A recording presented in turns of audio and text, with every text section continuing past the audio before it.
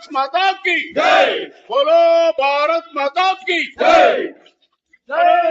ಬಂಗಾರಪೇಟೆಯಲ್ಲಿ ಎಲ್ಲಿ ಹಾವೇರಿ ಒಂದಕ್ಕೊಂದು ಸಂಬಂಧ ಇಲ್ಲ. ಸೊ ಇವ್ರು ಹೇಗೆ ಏನ್ ಲಿಂಕ್ ಆಗ್ತಾ ಇದೆ? ಮತ್ತು ಮುಜಾಫರ್ ನಗರದಿಂದ ರೈಲ್ವೆ ಬೆಂಗಳೂರು ಇರೋದು ಇಲ್ಲ ಕೇಳಿದ್ರು ಅವರು ಟಿಕೆಟ್ ಹಾಗಾದ್ರೆ ಎಲ್ಲಿವರೆಗೆ ಇತ್ತು? ಇಲ್ಲೇ ಬಂಗಾರಪೇಟೆಯಲ್ಲಿ ಟಿಕೆಟ್ ಇತ್ತ ಅಥವಾ ಇದರವರೆಗೆ ಟಿಕೆಟ್ ಇತ್ತು ಅಥವಾ ಟಿಕೆಟ್ ಇದೇ ಇಲ್ಲ ಅಂತನ್ನುವಂತಹದ್ದು ಕೂಡ ಗೊತ್ತಿಲ್ಲ ನಮ್ಗೆ. ಸೊ ಈ ರೀತಿಯ ಸಂಶಯಾತ್ಮಕವಾದಂತಹದ್ದು ಬೇಕಾದಷ್ಟು ಇದಾವೆ. ನಾನು ಹೇಳ್ತೀನಿ, ಅವರು ಬಾಂಗ್ಲಾದೇಶರು, ಪಾಕಿಸ್ತಾನದವರು, ರೋಹಿಂಗ್ಯಾಗಳು, ದೇಶದ್ರೋಹಿಗಳು. ನಾನು ಹೇಳ್ತೇನೆ, ಈಗ ಅವ್ರ ಅಲ್ಲ ಅಂತ ಪ್ರೂಫ್ ಕೊಟ್ಟು ಅವರನ್ನು ಇಲ್ಲಿಂದ ಸಾಗಿಸಬೇಕು ಅಂತನ್ನುವಂತಹದ್ದು ಹೇಳ್ತೇನೆ ನಾನು. ಇಲ್ಲಿ ಏನಾದ್ರೂ ನಾಟಕ, ಒತ್ತಡ ಅಂತನ್ನುವಂತಹದ್ದು ಏನಾದ್ರೂ ಮಾಡಿದ್ರೆ ಹಿಂದೂ ಸಂಘಟನೆಗಳು ನಾವು ಸುಮ್ಮನೆ ಕೊಡುವುದಿಲ್ಲ. ಅದರ ಮುಂದಿನ ಹೋರಾಟ, ಮುಂದಿನ ಏನು ಪ್ರಕ್ರಿಯೆ ಆಗತ್ತೆ ಅದಕ್ಕೆ ಸಿದ್ಧ ಆಗಬೇಕಾಗತ್ತೆ ಆಡಳಿತ ಪಕ್ಷದವರು ಅಂತನ್ನುವಂಥದ್ದು ಹೇಳ್ತಾ ಇದ್ದೇನೆ ನಾನು. ಸೊ ಇದನ್ನ ನಾವು ಬಿಡುದಿಲ್ಲ. ನೀವು ಏನಾದ್ರೂ ಜಾರ್ಕೊಳ್ಳುವಂತ ಪ್ರಯತ್ನ ಇಲ್ಲ ಆಡಳಿತದವರು ಅಥವಾ ಯಾರಾದ್ರೂ ಪ್ರಯತ್ನ ಮಾಡಿದ್ರೆ ನಾವು ಬಿಡುದಿಲ್ಲ. ನಮಗೆ ದೇಶ ಮುಖ್ಯ, ನಮಗೆ ಹಿಂದೂಗಳ ಸುರಕ್ಷತೆ ಮುಖ್ಯ ಇದೆ, ಈ ದೇಶ ಉಳಿಸಬೇಕಾಗಿದೆ. ಸೊ ಆ ದೃಷ್ಟಿಯಿಂದ ನಾನು ಹೇಳುದು, ಇದು ಕಂಪ್ಲೀಟ್ ಆಗಿ ಎನ್ಕ್ವೈರಿ ಆಗೋ ತನಕ ಒಬ್ಬನ್ನ ಅಲ್ಲಿ ಬಿಡೋಂಗಿಲ್ಲ. ಮತ್ತು ಒಳಗಡೆಯಿಂದ ಏನಾದ್ರೂ ಅಕಸ್ಮಾತ್ ವ್ಯತ್ಯಾಸಗಳಾಗಿದ್ರೆ ನಮಗೆ ಗೊತ್ತಾಗತ್ತೆ. ನಾವು ಇದ್ರ ವಿರುದ್ಧ ಬಹಳ ದೊಡ್ಡ ಹೋರಾಟ ಜಿಲ್ಲೆಯಾದ್ಯಂತ, ಸಾಧ್ಯ ಆದ್ರೆ ರಾಜ್ಯಾದ್ಯಂತ ಕರೆ ಕೊಟ್ಟು ಚಲೋ ಬಂಗಾರಪೇಟೆ ಅಂತ ಕರೆ ಕೊಟ್ಟು ನಾವು ಹೋರಾಟ ಮಾಡುವಂತ ಪರಿಸ್ಥಿತಿ ನಿರ್ಮಾಣ ಆಗಬಾರದು. ಅದಕ್ಕೆ ಸನ್ಮಾನ್ಯ ಸರ್ಕಲ್ ಇನ್ಸ್ಪೆಕ್ಟರ್ ನಾ ಹೇಳ್ತೀನಿ, CWC ಒಪ್ಪಿಸಿದ್ದಾರೆ. ಪ್ರಾರಂಭದಲ್ಲಿ ಅವ್ರು ಮಾಡಿದಂತ ಕರ್ತವ್ಯಕ್ಕೆ ನಾನು ಇನ್ನೊಮ್ಮೆ ಧನ್ಯವಾದ ಹೇಳ್ತೇನೆ, ಅಭಿನಂದನೆಗಳನ್ನು ಹೇಳ್ತಾ ಇದ್ದೀನಿ. ಸೊ ನಮ್ಮ ಸಂಶಯಕ್ಕೆ ಸರಿಯಾದ ಸಮರ್ಪಕವಾದಂತ ಇದು ಕಂಪ್ಲೇಂಟ್, ಇದು ಮನವಿ ಅಲ್ಲ, ದಾಖಲೆ ಆಗಬೇಕಿದು ಕಂಪ್ಲೇಂಟ್. ಸೊ ಕಂಪ್ಲೇಂಟ್ ಮೂಲಕ ಪ್ರಕ್ರಿಯೆ ಮಾಡಬೇಕು ಅಂತನ್ನುವಂಥದ್ದು ಅವರಲ್ಲಿ ವಿನಂತಿಯನ್ನ ನಾನು ಮಾಡ್ಕೊಳ್ತಾ ಇದ್ದೀನಿ. ನಮ್ಮ ರಾಜ್ಯದ ಅಧ್ಯಕ್ಷರು ಬಂದಿದ್ದಾರೆ, ಸುಂದರೇಶ್ ನರ್ಗಲ್ ಬಂದಿದ್ದಾರೆ, ನಮ್ಮ ರಾಜ್ಯದ ಧರ್ಮಾಚಾರ ಸಂಪರ್ಕ ಪ್ರಮುಖರು ಬಂದಿದ್ದಾರೆ. ಸೊ ವಿಶ್ವ ಹಿಂದೂ ಪರಿಷತ್ತಿನ ಪ್ರಮುಖರು, ಬಜರಂಗದಳ, ಹಿಂದೂ ಜಾಗರಣ ವೇದಿಕೆ, ಹೀಗೆ ಎಲ್ಲರೂ ಪ್ರಮುಖರು ಇವತ್ತು ನಾವಿಲ್ಲಿ ಸೇರಿದ್ದೀವಿ. ಸೊ ಒಂದು ಮನವಿಯನ್ನ ನಾವು ಕೊಡ್ತಾ ಇದೀವಿ.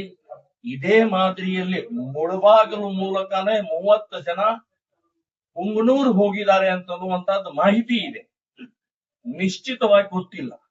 ಅದು ಕೂಡ ಎನ್ಕ್ವೈರಿ ಆಗಬೇಕು ಅಂತನ್ನುವಂಥದ್ದು ನಾನು ಸರ್ಕಾರಕ್ಕಾಗ್ಲಿ ಪೊಲೀಸ್ ಇಲಾಖೆಯವರಾಗ್ಲಿ ಮನವಿಯನ್ನ ನಾನು ಮಾಡ್ತೇನೆ. 29ನೇ ತಾರೀಕು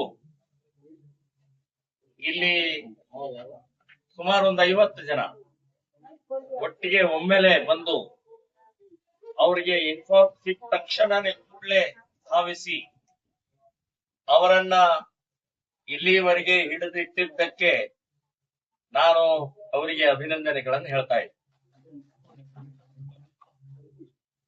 ಇನ್ನು ಮುಂದಿನ ಪ್ರಕ್ರಿಯೆ ದೃಷ್ಟಿಯಿಂದ ನಾನು ಕೆಲವೊಂದು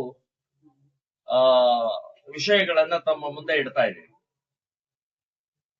ಈ ಮಾದರಿಯಲ್ಲಿ ಗುಂಪಾಗಿ 50, 100, 200 ವರೆಗೆ ಅವರು ಇಡೀ ದೇಶದಲ್ಲಿ ಮದರ್ಸಾ ಹೆಸರಿನಲ್ಲಿ ಎಲ್ಲ ಕಡೆಗೆ ನುಗ್ಗುತ್ತಾ ಇದ್ದಾರೆ.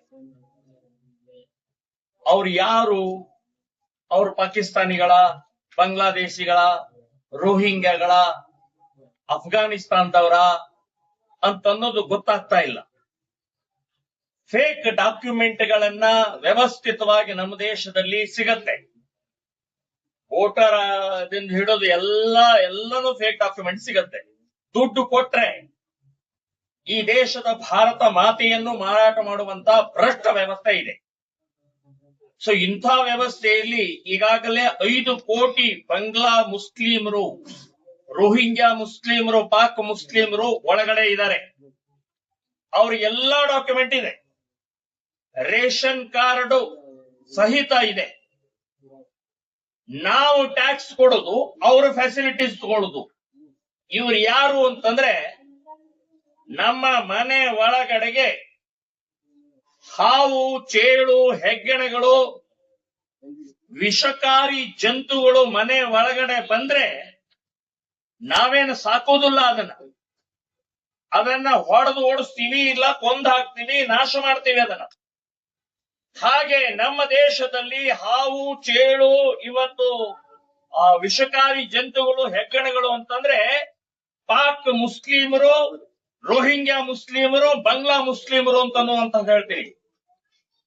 ಭಾರತ ಧರ್ಮಛತ್ರ ಅಲ್ಲ ಇದು. ಯಾರು ಬೇಕಾದವ್ರು ಬರೋದು, ಏನ್ ಬೇಕಾದ ಮಾಡೋದು ಅನ್ನುವಂಥದ್ದು ಒಂದು ಪ್ರವೃತ್ತಿ ಆಗ್ಬಿಟ್ಟಿದೆ. ಮುಸ್ಲಿಂ ಓಟಿಗೋಸ್ಕರ ಕ್ಯಾನ್ಸರ್ ಅನ್ನು ಸಾಕ್ತಾ ಇದೀವಿ, ದೇಶದ್ರೋಹಿಗಳನ್ನು ಸಾಕ್ತಾ ಇದೀವಿ ನಾವು. ಸೊ ಈ ರೀತಿಯ ಪ್ರಕ್ರಿಯೆ ನಡೀತಾ ಇರುವಂತಹವ್ರ ವಿರುದ್ಧ ಇವತ್ತು ಎಲ್ಲ ಹಿಂದೂ ಸಂಘಟನೆಗಳು ಒಟ್ಟಾಗಿ ಹೋರಾಟ ಮಾಡುವಂತಹದನ್ನ ನಿರ್ಧಾರ ಮಾಡಿದೀವಿ. ಸೊ ಈಗ ನಾವು ಇವತ್ತಿನ ಅಂದ್ರೆ 29ನೇ ತಾರೀಕು ಏನು ಒಂದು ಘಟನೆ ನಡೀತು, ಅದನ್ನ ವ್ಯವಸ್ಥಿತವಾಗಿ ಮುಚ್ಚಾಕುವಂತಹ ಪ್ರಯತ್ನ ನಡೀತಾ ಇದೆ. ಒತ್ತಡನೋ ಇನ್ನೇನೋ ಗೊತ್ತಿಲ್ಲ. ಈಗ ಅಪ್ರಾಪ್ತರು ಯಾರೇ ಇರ್ಲಿ, ಅವರು ಸಿಕ್ಕ ತಕ್ಷಣ, ಇಷ್ಟು ದೊಡ್ಡ ಗುಂಪಿನಲ್ಲಿ ಸಿಕ್ಕ ತಕ್ಷಣನೇ ಅವ್ರ ಮೇಲೆ ಒಂದು ಕೇಸ್ ಆಗತ್ತೆ. ಕೇಸ್ ಆಗಿ ಆ ಕೇಸಿನ ಆಧಾರದ ಮೇಲೆ ಸಂರಕ್ಷಣೆ ಮಾಡಬೇಕಾಗತ್ತೆ. ಸೊ ಸಂರಕ್ಷಣೆ ಮಾಡಿದ ನಂತರ ಮುಂದಿನ ಪ್ರೊಸೆಸ್ ಸ್ಟಾರ್ಟ್ ಆಗತ್ತೆ. ಅವರನ್ನ ಕರ್ಕೊಂಡು ಬಂದಂತವ್ರು ಯಾರು, ಅವ್ರ ಮೇಲೆ ಅಪಹರಣ, ಕಿಡ್ನಾಪಿಂಗ್ ಕೇಸ್ ಆಗತ್ತೆ.